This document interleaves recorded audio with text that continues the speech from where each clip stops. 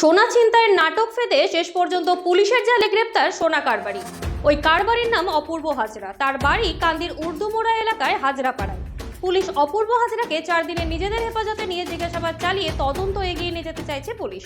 ভরতপুরের স্বর্ণ ব্যবসায়ী আবুল কালাম 1 মে 16 গ্রাম সোনার অলংকার হলমার্ক করতে দেন অপূর্ব হাজরা নামের এক সোনা কারিগরকে। কিন্তু ঘটনার কয়েক ঘন্টা পরেই অপূর্ব ফোন করে আবুল কালামকে জানায় তার সোনা ছিনতাইকারী ছিনিয়ে নিয়েছে। ঘটনাস্থলে পুলিশ পৌঁছে জিজ্ঞাসাবাদ শুরু করে অপূর্বকে। টানা জিজ্ঞাসাবাদের পর অপূর্ব ভেঙে পড়ে এবং প্রকৃত সত্য স্বীকার করে তার কাছ থেকে উদ্ধার হয় সোনা। চলুন ওই ঘটনা নিয়ে কি বলছে পুলিশ শুনে নেওয়া যাক।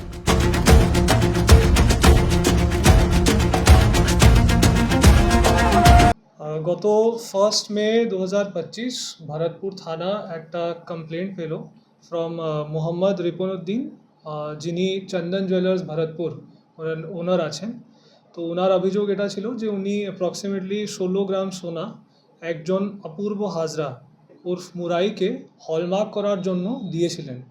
কিন্তু কিছু ঘন্টা পরে উনি একটা এর কাছ থেকে ফোন পেলেন, যেখানেও বললো যে 74 মাঝের ব্রিজ যেটা আছে ভারতপুরে, সেখানে ওর কাছ থেকে স্ন্যাচ করে এই সোনাগুলো কেউ নিয়ে গেছে।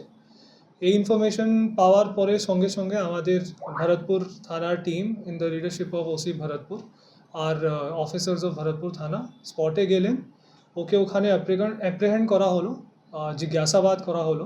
কিছুক্ষণ পরে ওর যে স্টেটমেন্ট ছিল সেটা খুবই সন্দেহজনক ছিল। তার জন্য আমাদের টিম যেটা ছিল আর ভালো করে ইন্টারোগেট করলো।